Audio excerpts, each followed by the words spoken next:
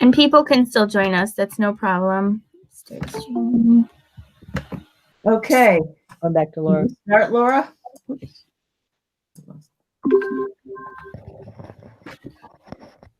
Yep, go ahead.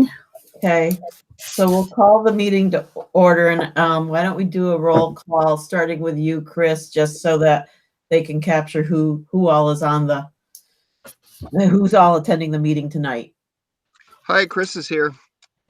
Okay. Amy, Amy Hawansky. Andrea, Andrea Worthington's here. and Carol Carey. Do we have anyone else? Paul Sebesta. Yeah, there we go. Oh, hi, Paul. Hi, You got me? Linda. Was there somebody Someone else? else, there's a Linda that's on here that Yeah, I Yep. just came in. came in. Okay. Okay, and Linda's- Laura. Is that everyone? Paul Sebesta. Yeah, we got you, Paul. Okay. We don't All right, see thanks. you though. Yeah. No, Hi, Paul. I'm just good. I've got vocal only. Okay. I can see a lot of people now. How nice. Are you Yeah. on tile? Yeah. Yeah, somehow it Yeah. worked. I was just punching a bunch of buttons. I look the same. Yeah, because you're just joining by phone, right? Yeah, we see Okay. the phone move every time. So, okay, so the first thing is the approval of the minutes from the meeting from March 12th. Did everybody get a chance to look at them? And does anybody have any comments? I do have some comments. On line number 20, it said all members of the council accepted the amended minutes for the January meeting. And so 2 of us were not at that meeting. So could we say all present members? Mhm. Okay. Just to be clear on that. And then line 98. I don't want to take credit where credit is not due. So it says that Ms. Hawansky put together a summary of public and private lands in town, and that came from another source. And I wasn't, because I wasn't at that meeting, I wasn't looking at the paperwork right now, so I can't remember where that's from, but someone else put that together. It was from somebody else's info. I don't want to take credit for that. Oh, you know what? I Okay. think it might have been Amanda, and she had gotten it from Dart, probably. Okay, So- thank you. So let's change that to Amanda Matuzik. Okay. Because we had been talking about that in our tree planting subcommittee. We were trying to figure out some of those different levels, how many trees are here and there. But I know I wasn't the one who put it together. Mhm. Was Okay. and Carol worked on it. You worked on it with Amanda, right? And some of it came from Dart, and it was actually for the Climate Smart Communities Task Force. Right, right. Okay, thank you. And line 107, that the Kids Arbor Day project will be done at Niskaday. I do have the catalpa seeds. I'm just not sure. What is the status of Niskaday? Right. Canceled. It's been canceled, but as of March for those meeting, Okay. we were going to have it. So I think we can leave that as is because Okay, copy, since then. copy. And I think that's it. Thank you so much. Mhm. Good work, Amy. Okay, so with that, somebody want to make a motion to approve the meeting minutes? I will make a motion. Okay, anyone want a second? I will second, Amy. Okay, and then all in favor, say aye Aye. Aye. or raise your hand, Chris. Okay, great. And Paul, okay. And anyone Aye. opposed? Okay, privilege of the floor, I think we can skip tonight, right? Yeah, I did. I put it out there for anybody who wanted to attend, but I didn't get any takers. So Okay, okay. New business, so an action item. So the first thing was the 2020 goals that Laura, you attached with our packet. Mhm. So did people get a chance to look at that? Yes. Yep. Okay, and does anyone have comments on our goals for 2020?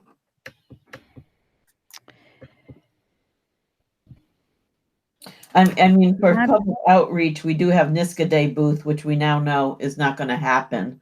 Are Are we going to be okay with our Tree City requirements? I believe so.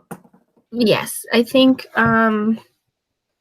they reached out to us and we got redesignated this year. I think we may have already gotten that notification. And we did do an Arbor Day event, so that will count. Okay. Yep. Very popular. So, yeah, we can talk about that under later. Do I we want to say anything about Tree City, maintain our Tree City status, Laura, as one of the goals? Yeah. So the 4 prongs of the Tree City are hold an Arbor Day, which we did, so we're doing good on that. Maintain a tree council, which we're maintaining, so we're doing good on that one. Mhm. The spending of the money, I think our budget is still in the realm of being okay. And actually, we're doing better than usual because one of the things that the highway department has been doing this spring, which they typically don't get to do, is do street tree plantings. Mhm. And so I think that we're doing a good job spending money on trees right now and planting them. Yeah, We're in a good shape on that one. And what's the 4th one? I'm just trying to think. it's not on our goals, though, Laura, so I was thinking we should just add it to our 2020 Oh. goals, is what I'm saying. We don't Yeah, I have. think Oh, that's okay. valid. That's valid. Yeah, so it's actually in good black idea. and white. Good point, Carol. Okay, so we Like should probably put that as a primary goal. Yeah, public outreach tends to take the lead on that, so I Okay, don't so mind. maybe 3D, maintain Arbor Day certificate or our Tree Tree City City USA. certification. Mhm. Okay, so we could do an amendment and add item 3D, Tree City maintain Tree City certification. Great. Good. That's a good idea. Okay. Anything else that people see from the 2020 goals? I just had a question about under the street tree plant master plan. It talks about, I think there's just mention of a tree diversity, or what does it say here? Diversify street tree species. Mhm. Yes. And that was from all the data that you guys collected and put into your great computer program where we were seeing which streets had which numbers of trees. And Laura, I think, compiled that pie chart, or you guys did, compiled that nice pie chart that told us what percent of which species. And we saw that we had too many of only a few types. So we need to get more types so that we're spreading out our diversity better. Okay.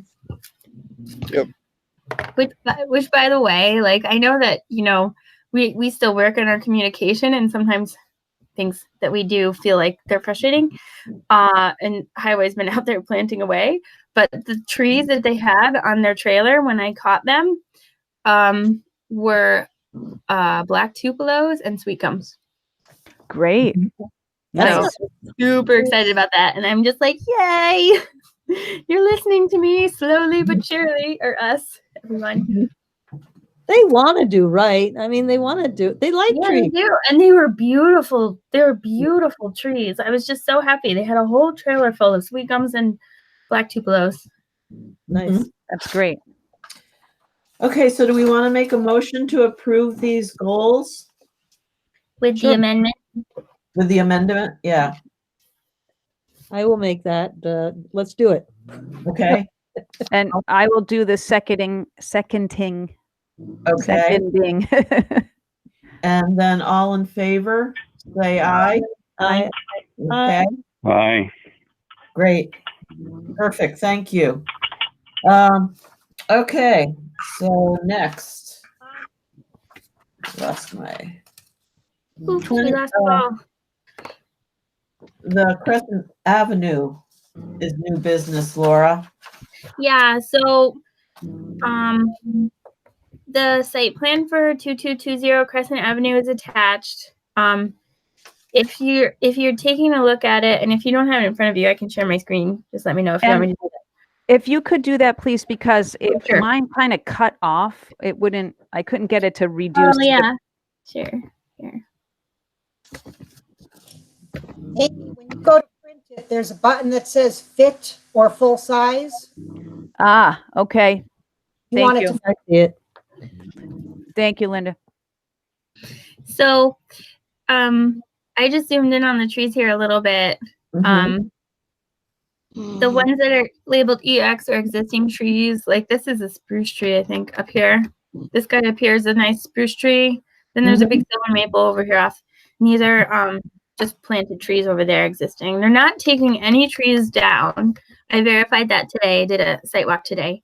But like right now, this is all lawn. This triangle here is all lawn. And this is like a fence. And so they would be adding parking spaces, which increases their impervious area. So they're doing a little stormwater detention basin here. And so they're proposing 1, 2, 3, 4, 5. And even though it's hard to, I'm not sure that he's fully labeled it on this drawing. I found a different drawing. They're crab apples. So he's proposing 5 additional crab apples. The planning board and CAC specifically referred this project to you because over here on the side of Crescent Ave is single family homes, which is a little unusual. So this side of Crescent Ave is commercial and multifamily, and the other side over here is single family homes. And so because they're adding these parking spaces, they want these parking spaces to be essentially screened from the single family homes. So I guess the question is like 5 crab apples is nice because there's no trees there right now. But if we're doing a full screening of the parking space, like, I don't know, you guys can jump in. I think you probably need at least a little bit more. What's going to be? I see where all the crab apples are. What's to their left? Is that lawn or is that This here Yeah. yeah. is still lawn. Yeah, this is right of way and it's still going to be lawn. So they Laura? don't have any ability to plant there? You could actually. why don't They they would could then put- be town-owned trees. It would be like requiring them to plant street trees. But you could theoretically put street trees along I there. mean, if you're really worried about the neighbors looking at a parking lot or something, and I don't know that crab apples are necessarily going to be a good screen, that you could ask them to put some, evergreens or something like that along that line. Might work. I don't That's know. what I was thinking too.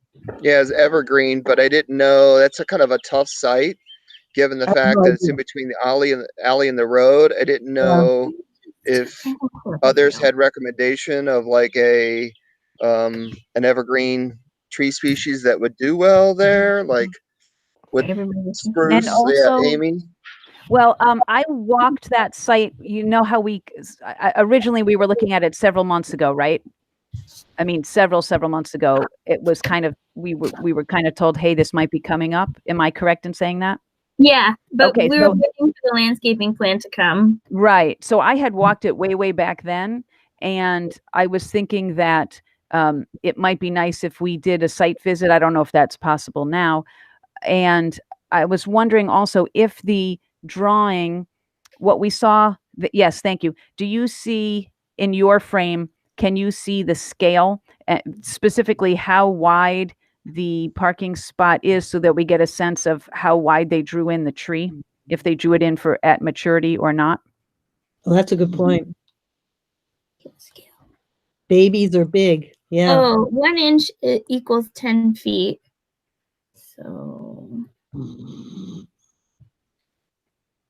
And so if the parking lot spaces are drawn to scale, what's a typical code for a parking lot space? yeah, if the parking spots are drawn to scale, this measurement, they're typically 9 feet wide.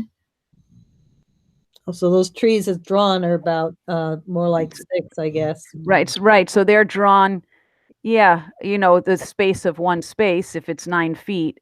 And typically, depending on the cultivar, of course, we could get crab apples that are going to be much wider that in full maturity, not today or tomorrow, but in full maturity. I do like what you're saying about potentially adding in some evergreens, and it might be, it's always easier design wise to actually be on site to kind of envision Right. and feel and see and look and actually be there and actually see what people will see when they're driving by, when they're walking by. So I'm willing to go to the site again and kind of get a sense for what might work there. You can Laura, put- when do you this is need? my favorite thing to do. Do you Parking guys ever lot? drop this guy? I love doing this. Are we seeing the parking lot? No, we're not seeing. Okay. So, like, Oh, there's a dead evergreen. There's a Nice. dead. Nice. Thank you, Spruce. Laura. Laura, when do you need an answer on this by? Um, I mean, can Amy go and look at this? yeah, I mean, if we just potentially the planning board would be taking final action on it potentially at June 8th. So we would need some kind of formal recommendation from the tree council tonight, but it could be add some evergreens. And then, or we could even do a recommendation over email, but I'm not sure that we'll have another meeting to look at it. Okay, so from what we're looking at, Laura, where are the parking spaces going to Okay. be? So this is actually a little old because I think this tree is gone and this tree is Okay. also gone because they both died. Okay. But where this fence is here, so this fence would have essentially be removed and the parking spaces would go in right here. Mhm. Okay. And the stormwater detention pond would go in right here. And then you'd have, that semicircle of crab apples here. And then this would stay lawn. Right. So, the crab Much more apples in space. maturity would do a nice job actually to screen those other buildings. They would be effective doing that. If we wanted lower screening so that you're at the ground to up about 5 feet so that you're actually screening the cars, the crab apples wouldn't be as effective doing that, right? Because there would just be like the stick trunks coming down where the foliage is going to be up higher. Right. I mean, I was thinking you might even just be able to plant tall ornamental grasses right at the edge of the parking lot, and that would catch any headlights or anything that were pointing towards the residential homes. The grasses would catch them in summer, but remember those die back in the winter, so you're not going to then you have would- the so maybe you wouldn't have the evergreen. catching in the winter and the early spring because right now it's the grasses are just a little Yeah, that's true. stems coming up. Well, But you if certainly if you're thinking of only a short, 5 feet as opposed to really big, there's all kinds of nice evergreens, That's the correct. cedars and things like that that could be kept small and they could be pruned, and kept small if they needed to. So you're correct, Andrea. There's actually a really nice white pine called. Yeah. Here comes my sales lady pitch. Is a blue called blue shag, and that gets about 6 feet tall and 6 feet wide. And something like that would create Sweet. that barrier at the lower level from ground level up to person height, which is also where the headlights are coming through. So we're Right. screening the headlights and the physical look of the car, whereas the crab apples would have the foliage higher and they would be screening the view to those distant houses, which would be nice. It would be nice to have kind of those two layers. That'd be So great. maybe Mhm. we could say, please add some additional low growing evergreens, on this side between this side of the detention basin and the parking lot, right in here. So you're Yeah, talking and we about can 5 we feet? can specify, yes, that's what I was going to suggest, is that we specify, between 3 and 7 feet or whatever kind of range we want to suggest for them, because we don't want them to plant something a foot tall, an evergreen that's a foot tall, because that doesn't really serve the purpose then. Yeah, you're right. Laura, just a quick question. At the or at the junction there between the alley and the road, I guess Here. I'm trying to get this right. So it does look like, I guess I was looking at the spaces more. I was just wondering if they had thought about sightline distance. So that'll all be lawn there. So you will be able to come out the alley and then see that there's a car there. There's not going to be any trees or vegetation put there. Yeah, because I think where this fence Good ends point. is essentially the property line. So, and they're Okay. not planting beyond their property line. So, the property line comes around this way. All of this will still be lawn. I Good see. point, Chris. Very good point. Mhm. Yeah, I just misread the map. So that, Mhm. okay, that makes total sense now. Thank you. And we have boxwood as a nice hedge that doesn't get eaten by the deer also, that is about 6 to 8 feet tall. Yep. As a possibility. Boxwood, it's certainly available in different heights, and that's another possibility for them. Mhm. Sounds good. Okay, so should we do a formal recommendation to add a line of maybe 3 to 4 Screening trees, you know? Yeah. evergreen shrubs or trees that are, what did we say, like 4 to 6 feet, 4 to 7 feet tall? You said 3 to 7 earlier, but yeah, if 3 wouldn't do much for hiding lights and Yeah, maybe like 4 to 8. yeah, 4 to 8. Okay, so 4 to 8 feet tall at maturity. Yeah. Yes. Mhm. Thank you for saying at maturity, because we don't want, it's easy to be deceived by the size of what the thing is in the pot when you buy Yeah. it, You're right? so- And so we don't want something that's going to be 25 feet tall there. So thank you for clarifying that. Okay, so so I'm looking up one. Sometimes when we don't want to mix juniper, virgin. Okay, so one thing we want to not do is have it be a juniper. There is a disease that spends half of its life on a juniper and the other half on crab apples and other things in the apple What a nice- family. And what a so nice you don't, marriage. yeah, so you don't want to plant the juniper right next to the crabapple, because it will kind of allow the disease to go from its summer home to its winter home, so to speak, and jump back and forth. Wow. But like Carol Okay. said, there's lots of different types now on the market that would be suitable. Wow. Mhm.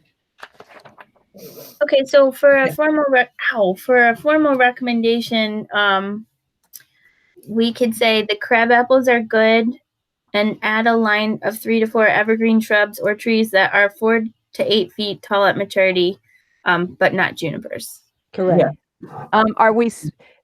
It might take more than 4, based on their width, if we're going to stretch it across that entire. Well, okay, so Right. let's look at that again. Because you were saying that was 9 feet across there. Yeah, hold on. Right. So instead of kind of specifying the width, what you can do is specify how many feet you want it to cover, because Yeah. then depending on what evergreens, they may find narrower evergreens and so they have to buy more, or they could find wider evergreens and they would have to buy fewer. Okay. When we were out there, I'm pretty sure they said it was 54 feet, which makes sense because 9 times 6 is 54. So I think it's 54 feet is the Okay. length of the new parking spaces. So you could specify kind of where you want them, that they're going to be at the front end of that at the headlight end of the parking space, stretching from one space and going all the way down to the end space. Right. In terms of where the lights are going to flash. Yeah. Right. And then it would be up to them, based on the type of evergreen that they find. They just do the math and figure out how wide it's going to be in maturity, and then therefore how many they need to fill that space. Okay, so we would say add a line of evergreen shrubs or trees that are 4 to 8 feet tall at maturity, but not, what does they come? Not junipers. Stretching along. From the walkway, maybe if that's a sidewalk down to the point of that triangle. Yeah, maybe if we put, to screen the headlights so they know what we're trying to do, we Right. can up to them to try to do that in the best way possible. Yeah. The new parking spots in order to screen headlights. I'm sorry, my cat has the sharpest claws ever. It's attacking me right now. Okay. Add a line of evergreen shrubs and 4 trees that are 4 to 8 feet tall at maturity, not junipers, stretching along the edge of the new parking spots in order to screen headlights from adjacent properties. And Laura, you yourself personally speak with them, right? And can kind of flesh that out or describe what we're meaning, or no?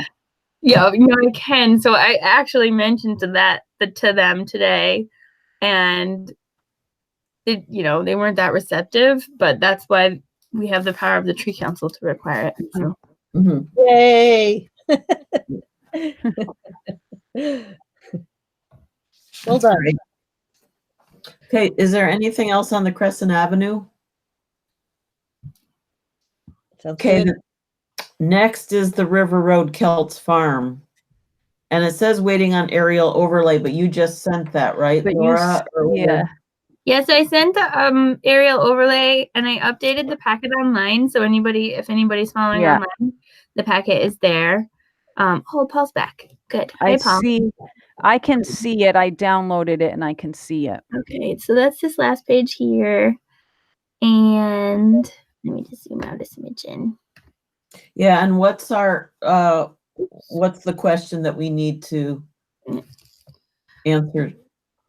Well, the last time you looked at it, I think you wanted to see where the homes landed in regards to the existing forest, because it was hard to see what the impact was to the existing forest. I'm just going to share my screen for Amy again. Hold on. Oh, that's helpful too. Certainly, because on the one that I've downloaded, I can't see your pointer, but when you put it up on your screen, it's quite helpful. Okay. Yeah. There we That's go. good. So, this God, is kind of Place. this got severely logged prior to the developer proposal. So right along here, actually the edge of the wetlands is kind of the existing forest. This is all open fields with a lot of actual there's a ton of lupin in here. There's some iris. There's just some beautiful wildflowers growing all through here. And then this becomes wetland again over here. And then this is a bit of upland forest on this side again. So these two homes are in some upland forest. And then this chunk of new homes are in upland forest. I can tell you, I walked through this today, this corner here. So this corner would be proposed to be dedicated to the town as kind of a forever wild area. And it's gorgeous forest. The loggers logged this part. They didn't get up into this corner. It's a hemlock, white pine, oak, understory witch hazel. Are you talking about the upper left? Yeah, right up in here. Yep. So this is really nice. And this would be proposed to be Forever Wild that's dedicated to the town. And this is a nice chunk of forest to save. There's no question. All of this has been logged. So it's quite honestly difficult for us to go in and say, save any trees. Yeah, they were taken away, and it's sad. I mean, some of the stumps were just enormous, and they were clearly oak. This right here, there's a fair amount of nice white pines where the road goes, so we might want to get in here and, just evaluate what's in here, because this wasn't logged, and there's some really nice white pines there. So there's a couple of nice oaks up here too. Legally, the previous owner had it logged before he sold it for development? Legally, yeah. So it gets super frustrating. I know Melissa's not on the call, but our tree code says that you have to get a building permit when you log more than 10,000 square feet. So they started logging, and we stop work ordered them. But all they really had to do was then come to the town and show us where they were logging and take out a building permit for it and pay for it. And then they can continue. There isn't anything that says you can't, just that you have to get a building permit for it. Wow. So we really kind of loophole-ish. We really don't have a way to kind of get reimbursed or reinstated, as it were, for things that were previously logged. No. Okay. Yeah. So if that logging had been done in conjunction with the development, then our code kicks in and says, well, you can't take that out. But if somebody owns a lot of land and they go in and log it, then the only thing that kicks in is that building permit. And what is evaluated on the building permit is, are you changing any drainage? Are you logging in any wetlands, which we made them stay out of the wetlands? Just kind of like just building permit stuff, but not restitution for. Laura, is anybody going to look at that going forward? I know it's not the tree council's responsibility, but if somebody had a large tract of land, I don't know whose responsibility that is, but is it in the master plan or something? Oh, to try and Yeah. make it more difficult for people to log their own property.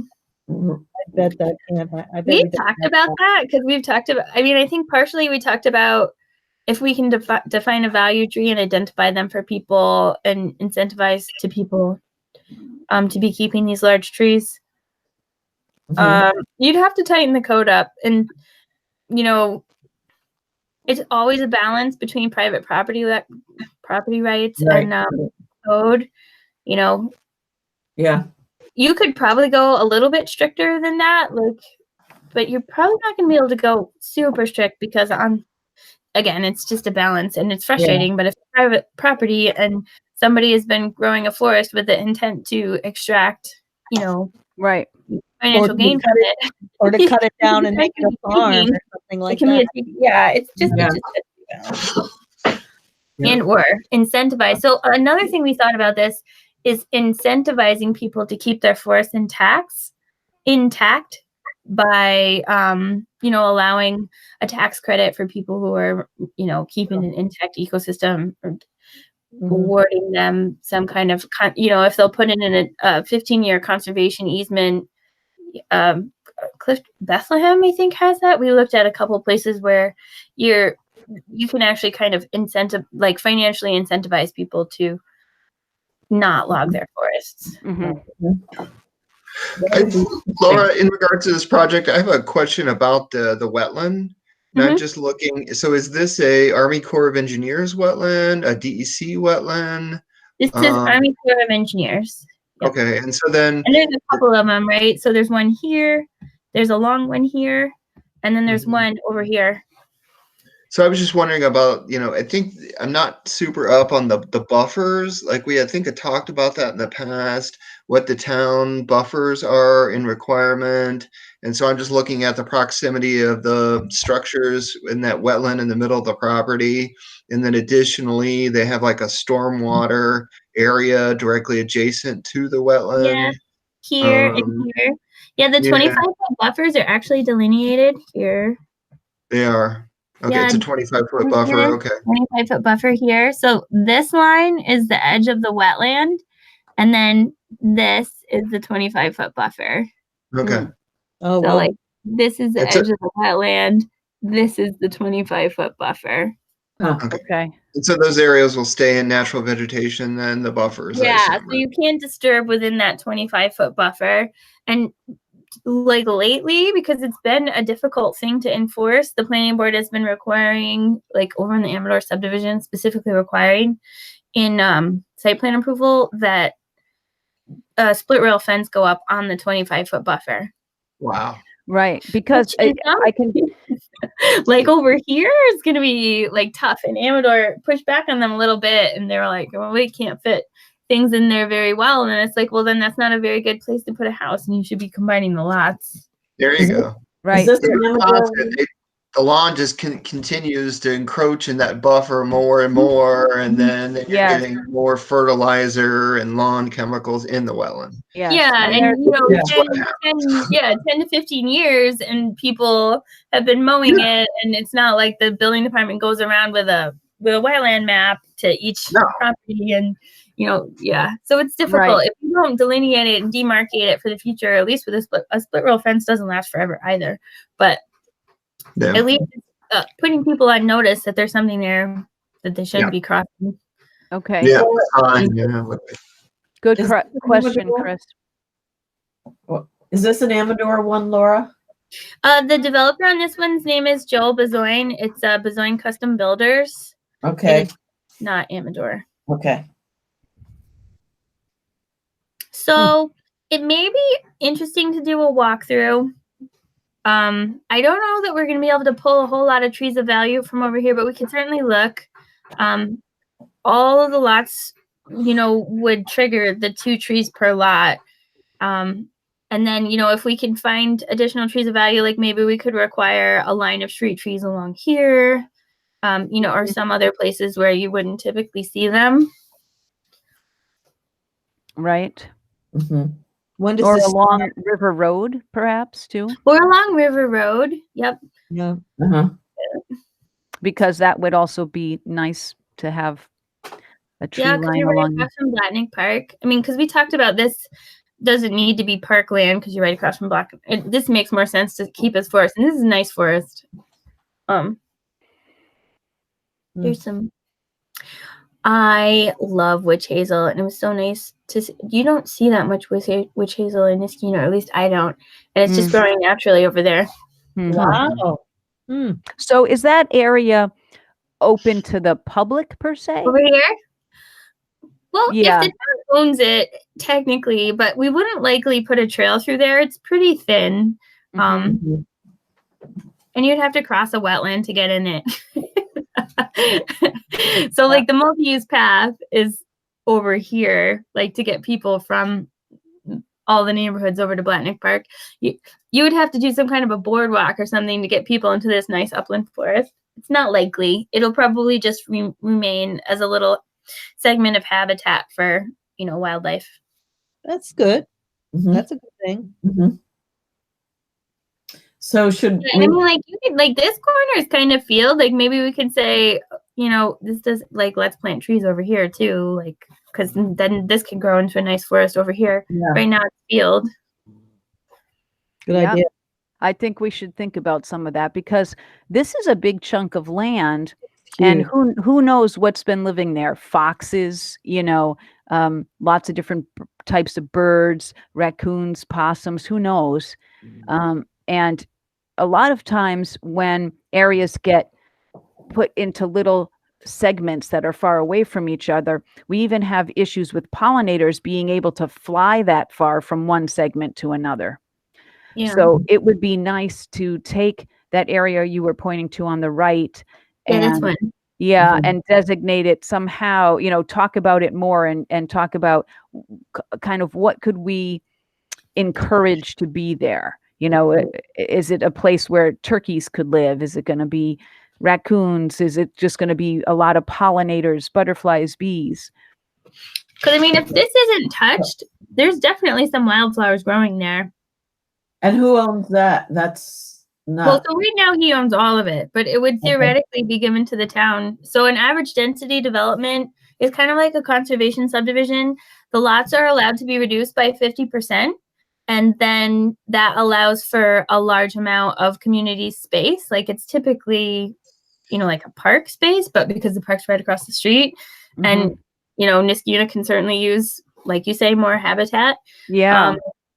That, it's proposed to just leave these things intact, or maybe we can Intact and then enhanced. or enhanced. Yeah. Yeah, because we can certainly over the years, we could ask for some enhancement from them. And then potentially over the years, could we ever look back at enhancing that? Could the town enhance that as well? I mean, Oh like yeah. I mean, trails or, originally we were talking about a homeowners association owning it, but it's not going to be mowed. And it was pretty important to the Conservation Advisory Council for the town to own it because they wanted to make sure that it would be conserved. Yes. So now I think the idea is that the town would own it and as habitat. And yeah, if the town owns it, you could go in there and have a plan for it and regularly follow up on it, I would think. Right. So, do you think the next steps would be to have some members of the tree council walk it and get a better idea of what recommendations should be made? Yeah, I mean, I think that would be a good next step. There's still some things about the plan that are changing, but you can get an idea of the land and an idea of the trees that, might be lost to put the road in. And I mean, you can look at where they logged. There's still some nice trees there. And we can look over here. I actually haven't even looked at over here. that's part of it too, where there's houses there. Yeah. This is included, and I haven't Oh, these gone are over new there. homes. These are new homes. Oh, I see. Laura, Yeah. this little habitat that's only accessible by crossing a wetland, that's what we're talking about? Oh, this one? Yeah, I mean, that's what I'm saying. I don't think the town would put a trail here. It wouldn't make sense. It's So like I don't understand the concept of enhancing it and spending money on it. I don't see Oh, us I was- having I was- money for that. I was talking about the other one. This one Oh, over okay. here. Yeah, as a enhanced wildlife area. So for example, just off the top of my head, without seeing it, could we require some service berries to be able to be some food for the birds if we've already kind of got birds in the area? Just, just off the top of my head. Yeah, have the developer plant that with some natives. Yeah. Right. Yeah, I think that needs to be done now because I'd do it now if we Yeah, have want the intend developer to do it. that. Yeah. Hmm. Okay. So if we walked it, we could get a sense and we could come up with some potential trees and or shrubs that would be matching or enhancing the existing habitat and helping whatever we think might currently be living there. Yeah. So So- do you think we can set that up in the next, I don't know the timing, Laura. Yeah, this Okay. one, we've got a while, so I think we could do a walkthrough and then see the next iteration of the plan, and Yeah. then come up with a full recommendation to the planning board on how to handle the tree clearing and what we can do to mitigate. Okay. So I'll set up a walkthrough. Like we had a planning board walkthrough today. Just we can do them, but you have to wear masks and try and maintain your social distance even though you're outside, and just be extra careful. And also, like, I'm gonna there's ticks out there. Oh, So, right. so just I will invite everyone, but just be cognizant of wearing masks, social distance, and ticks. Copy. Okay. Okay. The next then is the River's Ledge one, and you have that it's currently paused. Do you want to give us any update on that, Laura? Yeah, because that was kind of a big topic of discussion at our last meeting, and I know that we looked at the tree removal plan and we wanted a little more information. The developer actually was denied by not denied, but the COVID thing hit, and the permit went for the bat window was March 31st, and the COVID stuff hit like March 20th or earlier than that, maybe similar in and around there. Anyway, they weren't able to get their permit from the Canal Corps to take those trees down, so none of those trees came down. And the idea now is that the Canal Corps, I think, wants to see both the tree removal and a tree planting plan. So we have essentially a year to continue to work on the River's Ledge, and I think it'll be more like we're taking this tree down, but we'll plant more these trees here, and then do a seeker on the whole thing. So that's the plan for that. It did get paused, and we have more time, and that we're gonna delve, I think, a little bit deeper into tree removal / tree planting when they get going again. Was that the one that you and I walked through by the Mohawk River? So yes, yeah. So we walked it both. We did, the up one, Right. we counted, and essentially in the part where the apartment buildings are going, that's owned by Louis Brothers, you and I counted about 100 trees, like literally 100 trees removed, because so much of it was field. I mean, we were on, how many acres is that? 17? Yeah. On 17 acres, we were able to count how many trees they were removing. And he has agreed to replant for those 100 trees. So we essentially have 100 trees, later on that we can now plant somewhere else. In addition to, the landscaping that he's already proposed for that site. And then there's a separate parcel of land, which is Canal Corps land, which has a lot of older cottonwoods, older willows. It has a fair amount of like buckthorn and vines and honeysuckle. And so they were talking about going in and clearing out, the half dead trees and vines and invasive species, leveling it. And then we were talking about like maybe making it like an arboreta, like a linear thing where we can enhance the understory and plant some more big trees. But they weren't able to take any of the trees down or clean any of it up this year. Yeah. That's kind of the story of the world right now. So it's, it's going to take a little bit longer, and maybe it gives us a chance to actually plan before they start taking stuff down. So, Okay. Thanks. so that's the update on that one. Okay. Then the Vincenzo one? So Vincenzo, you guys at the last meeting recommended the 16 locations for trees and or asked for 16 street trees. And what I was going to do is reach out to the developer, and it may be useful if you guys don't mind to schedule a meeting with him as well. I was just eyeballing the corridors, like, so you obviously can't fit 16 trees on these, I mean, the driveways. Like, you can fit 2 trees probably on St. Gerard and Vincenzo, but there's a lot of trees coming down in the back. And, you know, we talked about having trees in the vicinity. Like, if you go down Antonia, there's a cul-de-sac and it has a green median circle in the center. Like, to me, it seems like a great place to plant like a feature tree. There's a couple of places where there's no street trees. And even like there's like actually right across from St. Gerard, there's like a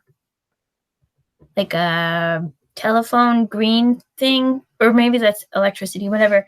There's one of those little green transformer boxes. Yes. And to me, like, plant a tree in front of it. Like, otherwise it's just sitting out there and it's ugly. So I was thinking either we could ask them to come up with the spaces and then send us a map. And then, you know, we can work with the homeowners and make sure everybody's happy with what's being planted in front of their house. Or we could go around and put some flags in and say, this is where we really think it's probably a good idea to put the 16 trees, and it would all be surrounding the subdivision. It could be done either way. I didn't know what you guys' thoughts were. Mm-hmm. And Laura, do you happen to have that map that you could throw up? I mean, not yeah. throw up. Don't throw No, up. I can. Put up. Let me pull it up. I'll show it to you guys. Sorry, I should have included it in the packet.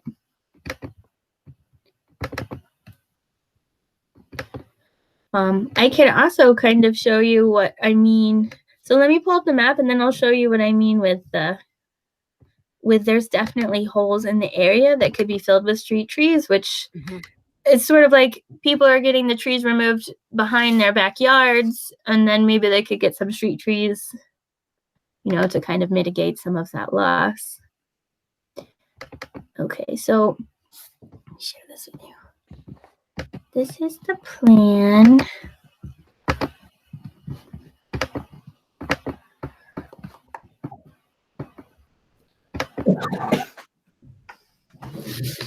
Right. So this is the plan. So this parcel right now is forest. There were some shrubs and things beneath the trees that were taken down, and some clearing over here. But, you know, the majority of it is pretty intact forest, and people have been living with it for forest for quite some time. We did look at this. This is the over here. This is the bioretention area that they're talking about putting. And in our notes, it said that we were looking. We did have some questions about this.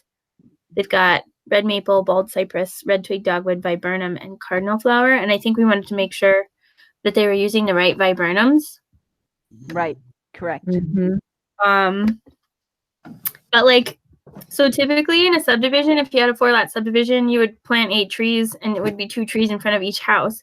But you can see like the fronts of these houses aren't fronting. It's not fronting on a road.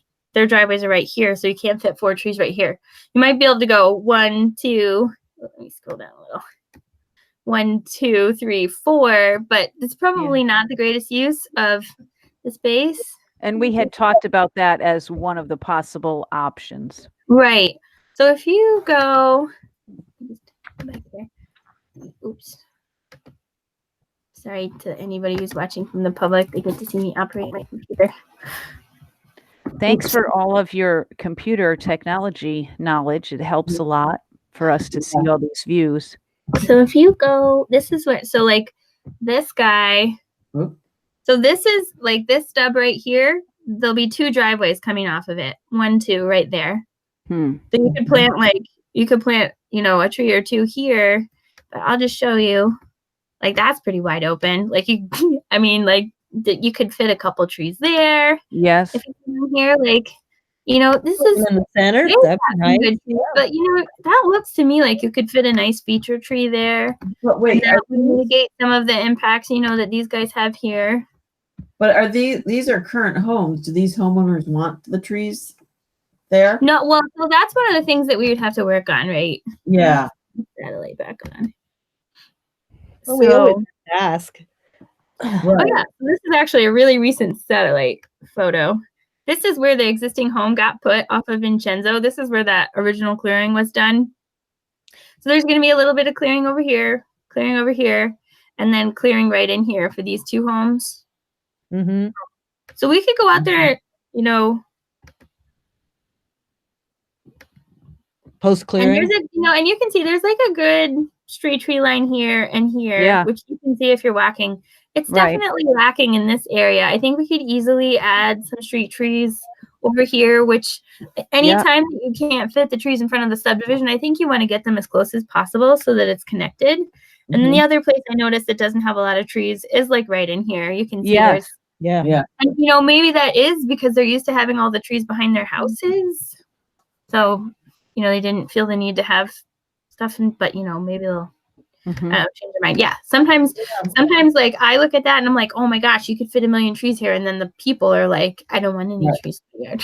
Right. Yeah. But I feel like Right. there's enough And space also here. remember the other thing that we were seeing trend wise is that people with the kind of larger scale, grander homes now tend to not want the trees directly in front of the home, but are Yeah. okay with the trees being at the corners, kind of framing the home or at the corners of the property. So we Mhm. may be able to work with people to, instead of doing this, we kind of move them over to the corners.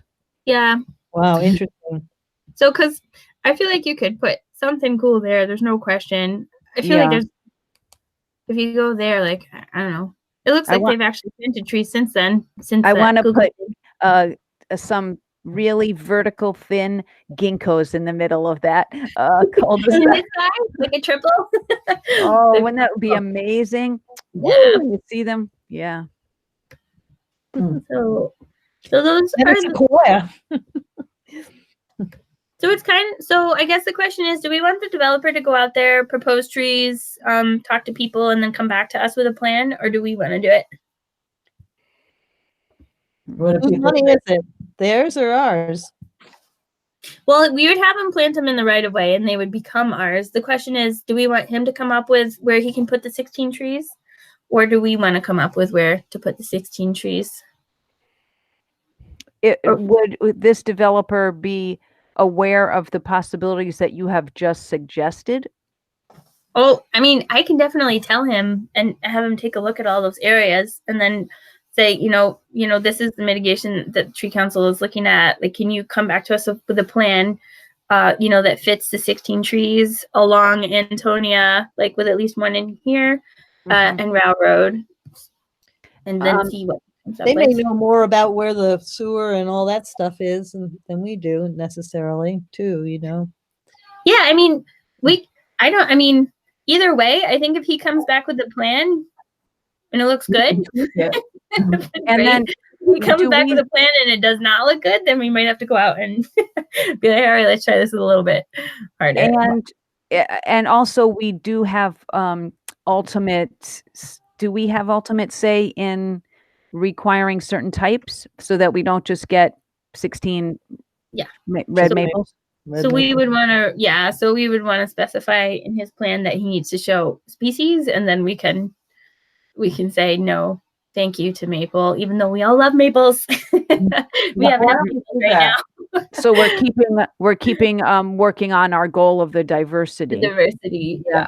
You know, and we would be, I can only speak for myself, of course, but I'm assuming that we would be open to having a meeting with him to help him or her kind of figure that out. You know, maybe I think a lot of times people will kind of just say oak or maple because that's what they're most familiar with, and they don't know all the other possibilities. So certainly we could work with them to come up with some different possibilities for the sites, the siting locations, and for the type of tree. Okay, so I'll work up a memo from us that says, you know, you would normally need 8. We're seeing additional clearing, so I thought it was a reasonable estimate for 8. Like, let us know if you're okay with that, or if you want us to do a site visit and actually tag the trees.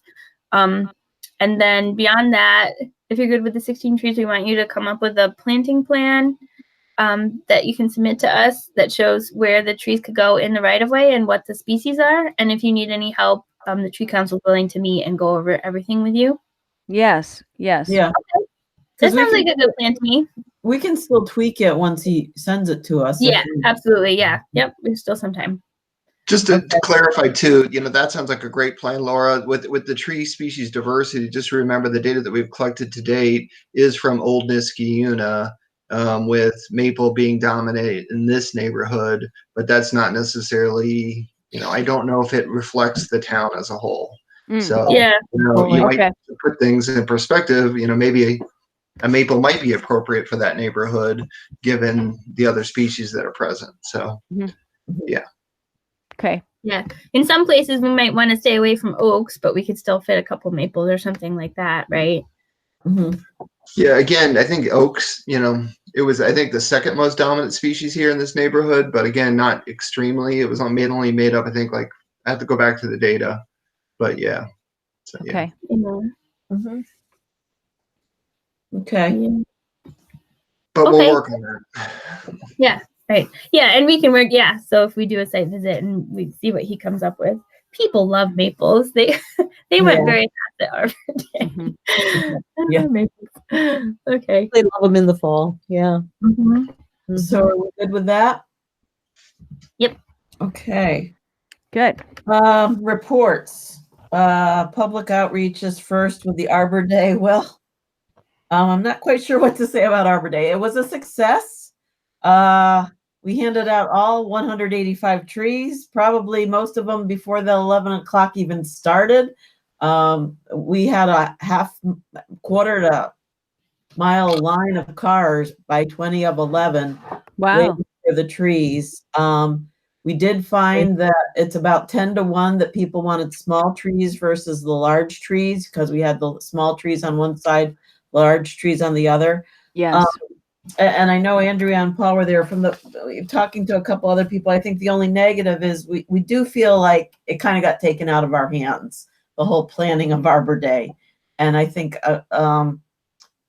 going forward, Arbor Day was kind of the tree council's baby and responsibility. And this year, it kind of was going to happen whether we were involved or not. I think this was That additional group there. Yeah. Yeah. But even during the event, like people, there were people from the town board that were saying, "Oh, here's a spruce," and it wasn't even a spruce that they were giving people. So it got out of control a little bit.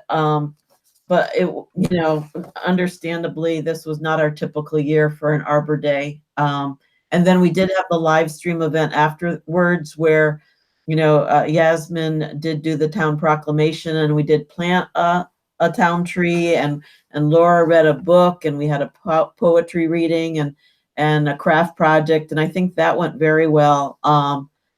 So, overall, I think it was good. I think it was, and Laura, you can speak to it a little bit. It got a little, I don't know, political there in the planning of it, in which. Yeah. Well, in a good way, I guess, because a lot of times maybe Arbor Day doesn't get as much attention, but because there wasn't so much going on, it got a lot of attention. And then it was kind of like, well, everybody wanted to be involved. And, so, I mean, in one sense, it's nice to have that support from higher up, and that people want to be involved in giving away trees and, helping residents plant trees, but I do agree that there was definitely more people there than usually show up for our Arbor Days. I think that is probably just a function of the time. I guess I'm just curious too, with the way you're describing it. I'm just curious, how did you maintain social distancing with all these people? Well, it's That many drive-through, people, so- and They And were we did so we caused some traffic problems, which I didn't anticipate because I honestly did not expect that there would be 100 cars lined up. I mean, the cars lined up along Windsor Drive and over Van Antwerp. I mean, or sorry, Knott Street East, and then over Van Antwerp. So we were all masked. We sanitized all of the bags. We did. Hi guys. Yeah. We did. So I'm sorry. Uh-huh. I just got home. Oh, that's fine. Hi, Amanda. Linda, can you Sure. have the record show that Melissa and Amanda joined? Yep, I just added them. And Thank we're you. talking about Arbor Day, which I Let's know go wait a Melissa and Oh, Amanda- yeah. Oh, I was just wondering what has been said because I did want to chime in. Go ahead. So yeah, so we were handing people essentially just sanitized take-home tree kits that had a tree, mulch, soil, and planting instructions. And then they were supposed to send us pictures of the trees that they planted. That did not work very well. I only got one picture. I only got one. I hope they did plant them. Boy. Jean said that people were posting pictures of the trees that they planted on Facebook. I And did I see don't go some on of that. Facebook, so Yeah. I mean, maybe it was more successful than I saw. I only got emailed one picture of a tree, and actually the one that showed up in the paper. So I actually got two. So I got Linda's daughters, and then I got a picture of a tree. But Chris, to answer your question, there were only supposed to be a few of us, and we were supposed to stand 6 feet apart. But there were way more people than we were There was not social distancing maintained. handing out trees. And I On think, the yeah. other side. yeah. Mhm. And I mean, it was so chaotic. And then you have these people just showing up and stepping in. Nobody said, "Oh, how can we help? What can we do?" They literally just stepped in, started handing out trees. They were handing out the wrong trees to people at times. And they're like running. It was total chaos. And then the thing I think that I found most frustrating was because of the chaos, there was somebody there standing in the middle of that circle handing out advertisements for their olive oil business, right?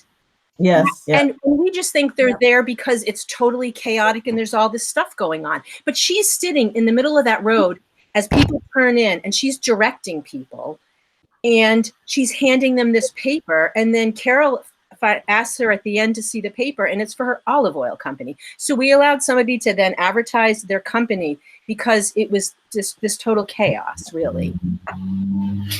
Yeah. And I also, I think Go that ahead, Amanda. people- sorry, yeah, this is Amanda. I didn't know anything about this collection of Feminine products, right? feminine products and things like that, Right. diapers and stuff like that for the, I don't know, the abused Right. families and things like Women that. in I'm not Wasn't really it sure women what it in was jail? for. And people were asking me, because I was kind of like at the end of the driveway, like, okay, where do I drop these off? And I just felt like there was no communication on a lot of different fronts.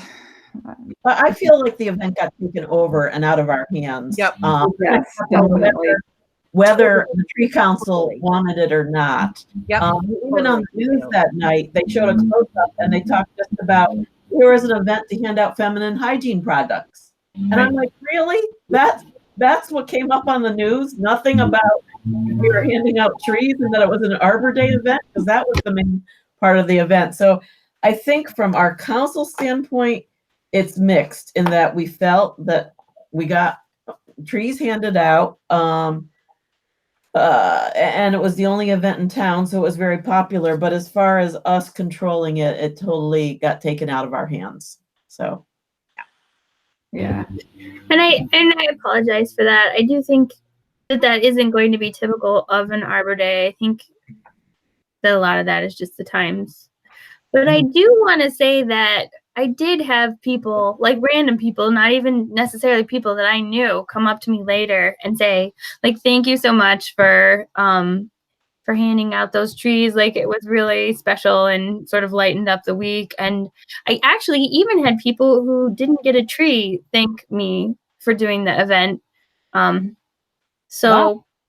Mhm. I do think So that it's- it's still spreading love and cheer and trees. It is. I did have a Definitely friend. odd. There was definitely a lack of communication, definitely caused traffic problems, and I apologize for all of those things. I would say we could learn to do it better next year, but I am very hopeful that we don't have to do it like that next year. Well, I think we could do it better next year, but I think if we controlled it, I think because there are so many different people controlling it, and Right. even at the end, I said to one of the town board members, there are just too many people in trying to control this, because they were all, shouting out directions and different things. And I did have a friend who got in line at 11 with her kids, and after waiting 20 minutes, turned around and went home. I felt badly about that.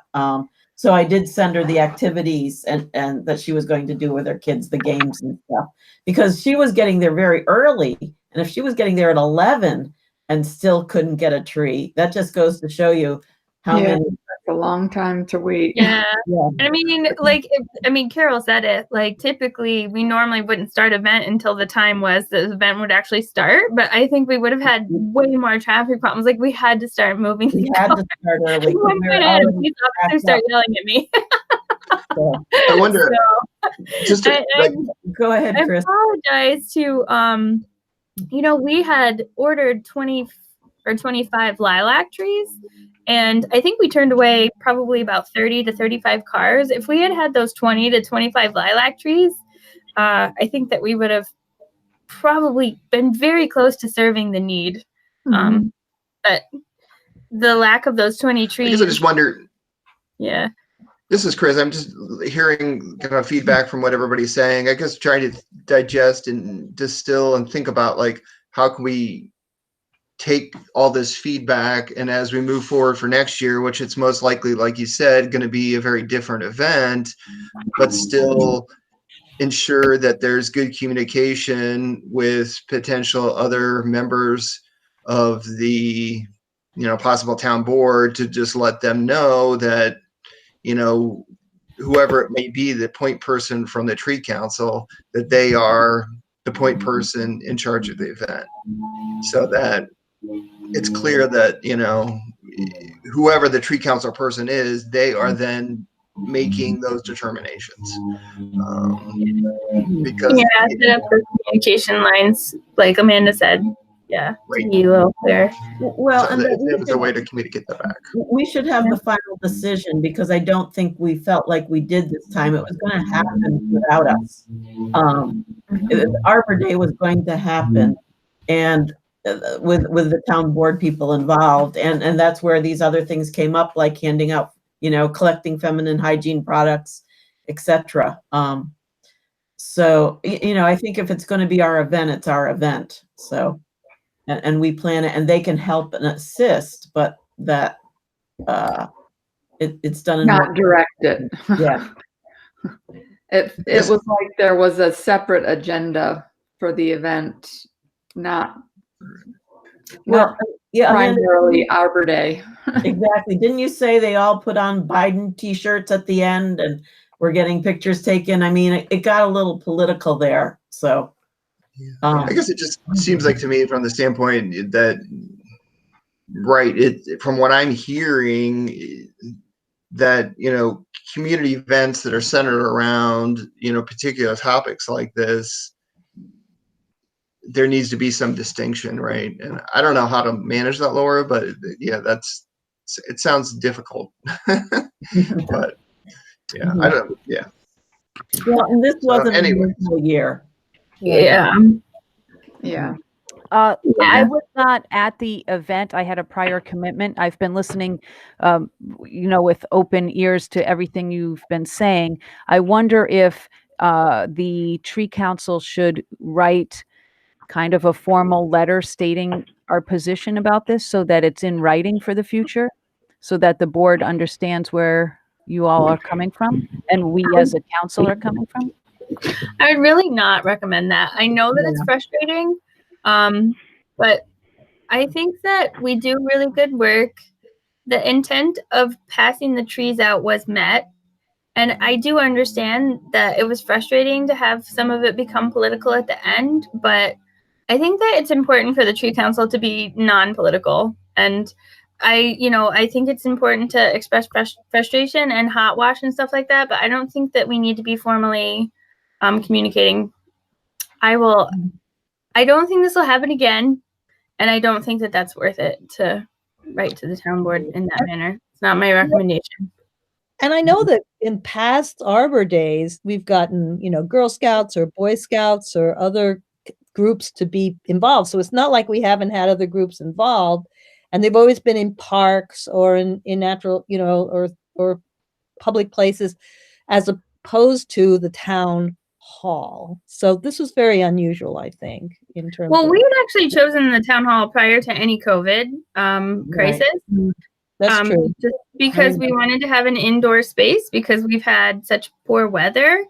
And I'm hearing your frustration, but it's not necessarily a bad thing to have the town board supporting an Arbor Day. I don't think that you'll see this kind of involvement next year. And I do think that getting people involved in handing out trees and thinking about it and being proud of handing out trees is always a good thing. And having that support, even if it is frustrating, is also still a good thing. No, I agree with you, Laura. I'm not objecting to that. I guess I'm sort of thinking about how, well, we planted a lot of trees, so it was great. So like 20 years from now, 200 trees, probably not all of them are going to survive, but a lot of them probably will. Those white spruce were enormous. I don't know if anybody took a look at those things, but a lot of them were there's no way they were 1 year. They had to be 2 or 3 year. Yeah, we get good quality trees from Saratoga. I'm always pleased with what they give us. Mm-hmm. Yeah, I'm gonna jump off here in 5 minutes. Just a FYI. So, what's that? No, sorry. I got to jump off in 5 or 10 minutes or so. Yeah, why don't we move on to yours, the tree inventory and tree master plan subcommittee? I didn't want to cut you off though. Are you guys finished with discussion on this point? Fine. So, yeah. Mm-hmm. Okay. So yeah, I guess what I'd have to say is it's been we haven't had much communication. So Laura, can you give me any updates or us any updates in regards to your communication with the contractor and the planner? I think I said this last time. He emails me fairly regularly and tries to get phone calls with me because he really wants to move forward with our plan. I'm just tapped out. I haven't been able to get back to him on it, and I understand that it's a really high priority, and it's my number one priority for the tree council. It's just right. Yeah, I totally understand. You've got a lot on your plate, plus you're trying to deal with everything at home. So don't feel that's not what so basically I guess maybe next steps here are Andrea, maybe we could meet and sure, pull our piece of it together, because I've been remiss in just pulling our piece of it together, which would better describe the actual characteristics of the status of the old Niskayuna tree data, and then additionally trying to work on some of the other things like we talked about as far as the diversity goals and whatnot. So yeah, we had, I thought, such a positive meeting with him when he came, and I felt like we were really in a good place for moving forward, and I can't find my notes. That's why I emailed you. I was like, do you have your notes? I know we were in a good place. I think there were some things that we needed to get back to him on. I can think that was the piece of it. I guess one thing that he was going to send us, an updated outline. So I think that was within our last discussion point, that if we could get the updated outline from him, that would be beneficial. So that would help us because I think that there was a need for us as a tree council as a whole to kind of discuss some of the points there. So if maybe you could when you communicate with him to get that updated outline, and Yeah. And then potentially, I guess maybe if it's necessary to put it on hold, if you feel like that's necessary. I don't know how that would work with him. I really don't want to. So I have his notes for an updated outline. Do you want me to email it to you, Chris? Yeah, if you could email it to you? our working group, Yeah. that'd be great. And that will help to spur me to do something about it. And me, I mean, I know there were some things that I was going to answer in there too, so I guess I just have to look at this more closely. Yeah. Yeah. Okay. So that's it. So basically that's what our kind of next steps are, I think, is for us to meet and work on our pieces of it. But then I think at some point within the next couple months, we're going to have to meet as a group to kind of discuss some of these bigger picture items like the tree species diversity piece and some of the other items so that we can finish the plan at some point. So yeah, Yes. And actually, your good work from your committee then ties into our tree planting subcommittee, because our last subcommittee meeting was right before the last tree council meeting. So I think you got the update from, right, Melissa and Paul, you guys kind of gave our update. But we were hoping to use your computer data to help us figure out in town which are some of the streets that are starved for trees. So that would inform our decision about picking sites for the planting for this year. So that's good to know. So we'll work on that too. So that's the other piece of it, is that the data set that was developed in regards to places where there is no street trees present. Right. So on that nice map that you had, that was so, so clear to see. Yeah. Yeah, I need to reach out to, I forget his name right now. It's off the top of my head. The other person, So anyways, we'll pull that together. Great. Okay. Sounds good. So I'm going to sign off now. Thanks everybody. Great to see you all. Bye, Thanks, Chris. Chris. Good to see you. Bye-bye. So I think we just have the tree planting subcommittee. So is that Amy? Well, Melissa is Melissa? Okay. And Paul, yeah. Okay. So we have not met as a subcommittee since that last time, which was right before the tree council's previous meeting. So I think you have our most updated thing that we were working on, which we were working on the memorial tree / tribute tree, kind of coalescing a bunch of different programs into one and finalizing the wording for that. And then also looking for the tree master plan subcommittee to help us find those streets that were starving for trees, so we could have those selected for planting for this year. Those are the two things that we had been working on. Okay. Correct me if I'm wrong, Melissa and Paul. Oh, I think you got it. So the only thing that I added on there was the spring planting. I've talked about this before. We planted the sourwood at the town green. We were originally going to do the Dawn Redwood, and we had the whole thing set up for the Dawn Redwood. Yeah. It didn't come in time. Oh, Did they have 3 Dawn Redwoods, and I'm gonna do this one more time if you guys don't care. We're taking down the building in Blatnick Park, and we're putting up a parking lot. But it's gonna have more, it's gonna have the potential to have some trees. And there's this little piece of land that I was thinking might be super cool to put 3 in a row. Dawn Redwoods. I'm just gonna pull it up here. What building are you taking down? The old water and sewer garage. Oh, okay. Oh, okay. So like you can kind of hear. Let me just share my screen one more time. By the dog park, isn't it? That building? Well, yeah, you have to be a little careful where you plant the dog part's actually on the cap, and you can't plant trees on the cap because the roots can penetrate. Right. The cap. But It's right next to the splash pad, right across from the splash pad. So splash pad's on here. Splash pad's over here. This is the building that's coming down. Wait, And- which one? this building here is In coming front of down. the transfer station. Okay, gotcha. Yeah, this guy, Ah. the old water building. So like this edge is gonna stay, and then like this is gonna become a bigger parking lot, and then he's gonna have like trees all along here and trees all along here, and it's gonna be really cool. But we have these trees that have to be planted now, but this section right here is going to stay grass and not be disturbed.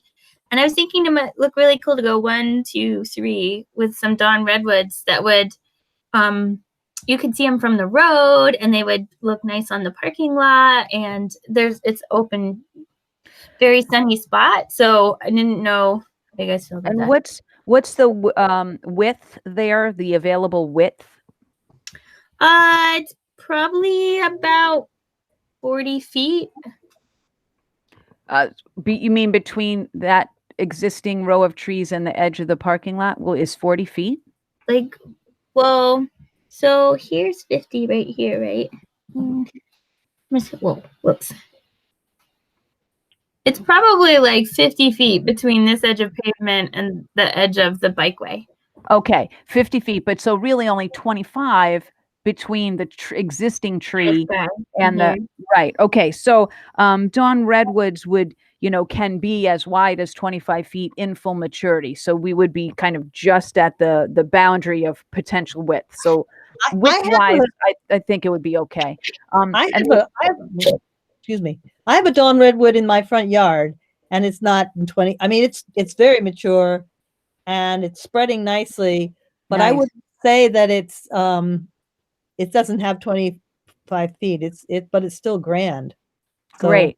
And then also they can tolerate kind of wet-ish soils. I So agree with that. right. So if we have a place in town too that comes to your mind where it's a Well- little bit wetter, not a swamp, but okay. we could potentially think about that as well. Because this is, we put the Tupelo over here. Yeah, And right we're- over there. This thing here that we still want to fix.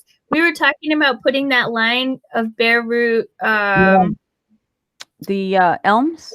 elms here, fun. all along here, like, because this is actually, you can't see, this is contoured, so you could put them all along the hill so that you'd have some just, beautiful backdrop to the thing. But then I was thinking maybe we could put the dawn redwoods over here too, but it's super wet over there. So maybe it would make more sense to put them over here. And then we also have 3 more sourwoods, I think 5 hackberries, and Nice. 6 witch hazels. Wow. So we could, and some tricolor beech, and they're all in. So I actually want to get them marked, and the highway department is still willing to plant them, but I think that the window of them being able to plant them before they get crazy busy is closing. So it's a pretty high priority to mark where these things can go and get them in the ground. Okay. We had also talked that at one point you were putting together for us a kind of a list of Niskayuna green spaces, parks or park-like areas, that so we could have it as a source, and we could, well, in greater days, we could visit those sites and try to establish a hierarchy so that we would know, site A could take 2 mature trees, site B can take 3 wet tolerant trees, and we would have that worked out so that when the park department says you got to run, we'd be able to quickly Just plug pop in them. some trees. Yeah. Because I know that we don't want to focus too much on one area, but if we really need to get these in the ground, and they were technically bought last year, there's Right. also still plenty of space on Lexington Boulevard. So, if you go farther down from where we planted the last trees, and Amy, I don't know if you noticed, they did finally take down that large Norway maple that we were concerned with its health is down. Okay. And Good. we have the tricolor beech right there, but you may be able to pop a hackberry there or something behind the stump. I don't know. If you Right. go take a look at it. You're right. So- And there was still more spaces available on that whole stretch. Yes. Especially if you keep going, because we had to take down all those dead ash trees. Mhm. So there's still quite a few places that we could easily just pop some trees into, and then, like you say, we could get the list of green spaces going. But There's lots But- of other roads in town too. Yeah. you Yeah. Lots of other What's roads in town. Well, Oh yeah, yeah, there's the, lots of other Lexington's getting roads. I know. It's true. Lexington's got a bit of attention already, but you know, I know Yeah, if they need to go in and that's easy, I guess that's good. Yeah. No, I know. I hear you. Like, I don't know Grand Ball. I know spaces on Lexington because I studied it so much. Like, there's probably spaces on Grand too. It's There just a are. question of time. Trees have gone down there. At least I know one spot on Grand. Mhm. Yeah. So anyway, I personally like the park option for the higher end, you know, kind of designer trees Mhm. yeah. Okay. Yeah, no, I agree. where the public, you know, has a little more availability to them than. I don't drive down Lexington. Maybe that's why. I don't know. And I there's might go to a certainly, park. and there is certainly enough space in Blatnick Park. There are lots of Yeah. choices, areas for us. Mhm. Right. Tied into this, we had talked about the Parks Department said, or Highway Department said that we could kind of work on the sign and they would help us improve that sign, stabilize it, you know, update it, modernize it, whatever the correct word is there. And then we could do some plantings around it. And I visited that a couple of times and I was kind of sitting right where that white car is on the plan. Yeah, right there. And looking at, oh, gee, what could we do? What were the cool things? So we have some ability there. I don't even think we need to take down the 2 trees that are backing the sign. Yeah, the There's junipers. actually enough distance that we could move the new sign forward a bit and have that area be a lovely planting. So I think Blatnick has a lot of space available for some of, as you're calling them, Paul, the designer trees. Yeah. And Well, somebody specialty, higher end trees, you know, not just run of the mill. Well, yeah. that's what we are, because this is our end of the year. Like, you know, we've got a little bit extra. Let's buy something that isn't run of the mill. So we have. Right. And Laura, The flower gums are cool. I'm so excited about them. Laura, Very somebody suggested to me on Aqueduct Park putting 3 redwoods or 3 sweet gums, kind of where the ashes are that would kind of all be uniform and look nice. And That's a really good idea too. another park. So how do we want, since we have these trees and it sounds like we have a limited time, how do we want to, with the tree planting subcommittee, work with the highway department to get them? Mm-hmm.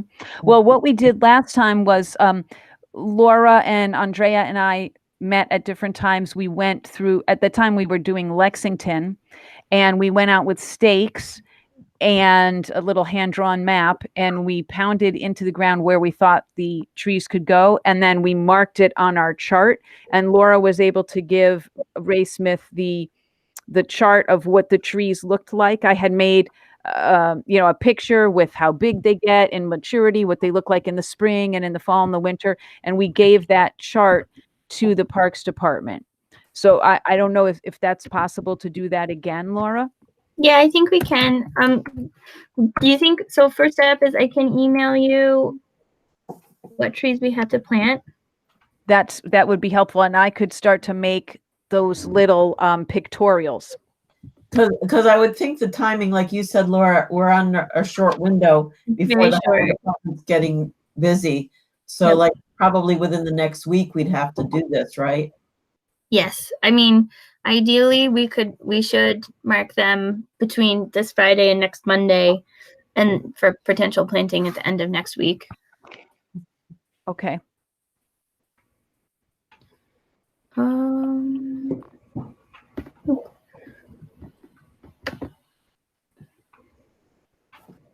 I think originally when you had sent us that list, did some of the things not come in, or they came in at a different size, or is that list still Well, so what accurate?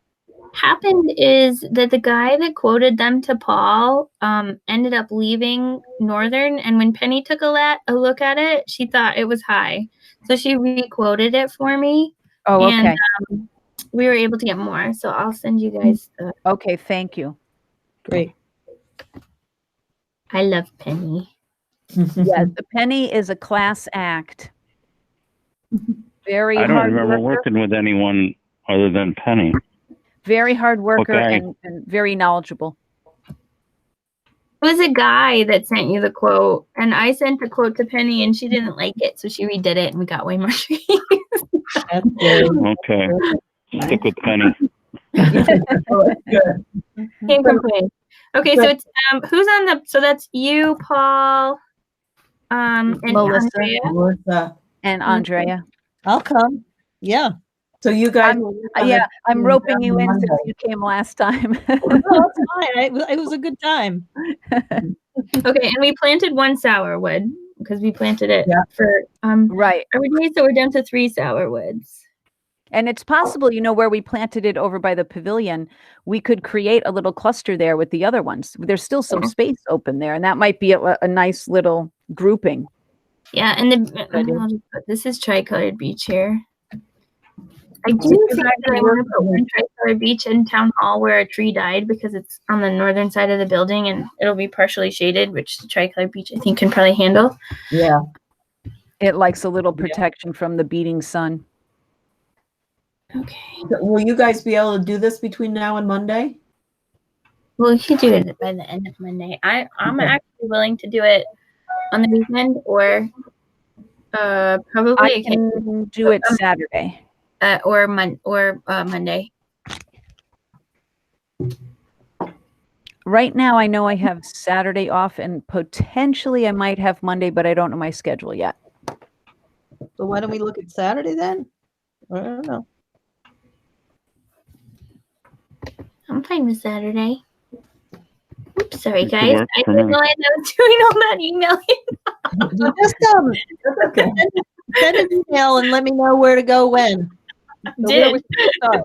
Like we just started Platnik or Someone tell me that I'm still sharing my screen. That's okay. I would prefer early myself. I don't know about time frames for others. Yeah, earlier is better for me. Yeah, early's fine. Early is fine. Yeah, early's fine with me. I work on Saturdays, so it's Okay. Sorry. early. Sorry, Melissa. So what do we think? Like maybe what's early? Like 9?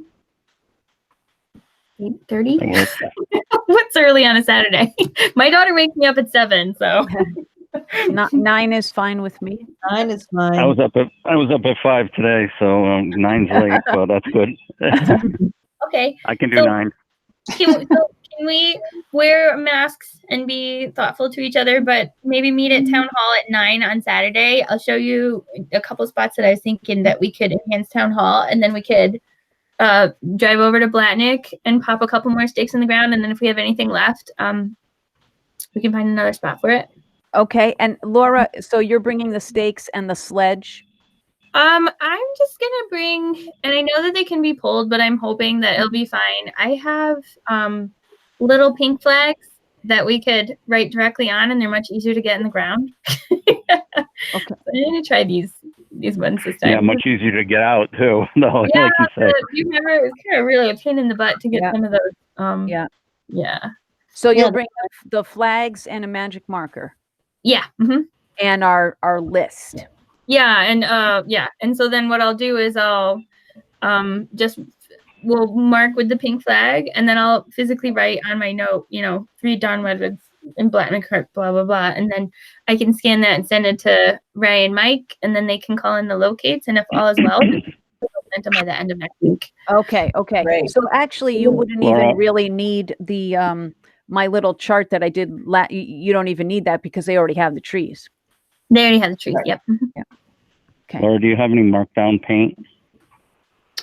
I actually do from Complete Streets. I still have chalk paint. Do you want me to do chalk paint?